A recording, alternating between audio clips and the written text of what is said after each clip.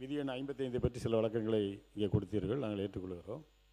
ஆனால் பொதுவாக விதி எண் 55 என்பது ஒரு நாளைக்கு 2 பொருளை நீங்கள் எடுப்பது வழக்கம்.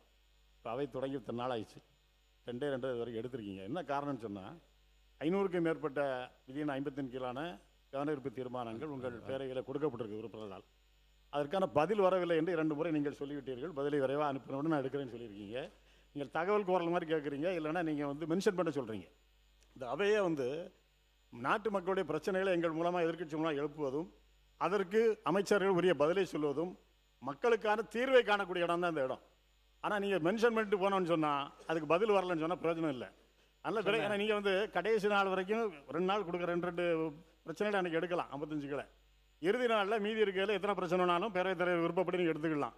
அன்றைக்கி எடுக்காமல் விட்டிங்கன்னா மீதி எல்லா 55 கீழான கனவிருப்பு தீர்மானம் காலாவதி போயிடும். இப்போ மக்கள் பிரச்சனை இங்கே பின்னுக்கு தள்ள. இன்னைக்கு புலியை எடுத்த மாதிரி வேகமாக நாளையிலேருந்து 2 கவனிய தீர்மானம் எடுத்துருங்க. நாளையிலிருந்து அந்த அறிக்கையே பதில் விரைவாக, நான் ஏற்கனவே அறிவுறுத்தியபடி பதில் விரைவாக வந்து கொண்டிருக்கு. நாளை முதல் 2 கவன ஈர்ப்பு தீர்மானங்கள் அவையில் எடுத்துக்கொள்ளப்படும் என்பதை தெரிவித்துக் கொள்கிறேன். மாண்பு உறுப்பினர் SP வேலுமணி அவர்கள். மற்றவங்களாம் உட்கார்ந்துருக்கு போதும். இல்லை ஒரு கிளாரிஃபிகேஷன் கேட்டார், பதில் சொல்லியாச்சு அவருக்கு. மாண்பு உறுப்பினர் ஏவா வேலு அவர்கள்.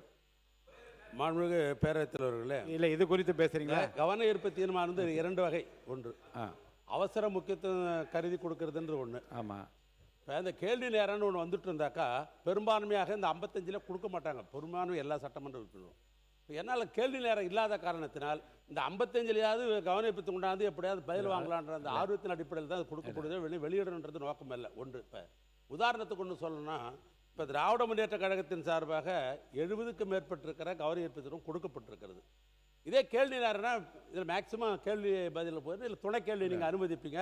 அதனால் இந்த கவன ஈர்ப்பு தீர்மானம் முக்கியத்துவம் மட்டும் தான் உங்களுக்கு கிடைச்சிருக்கும்.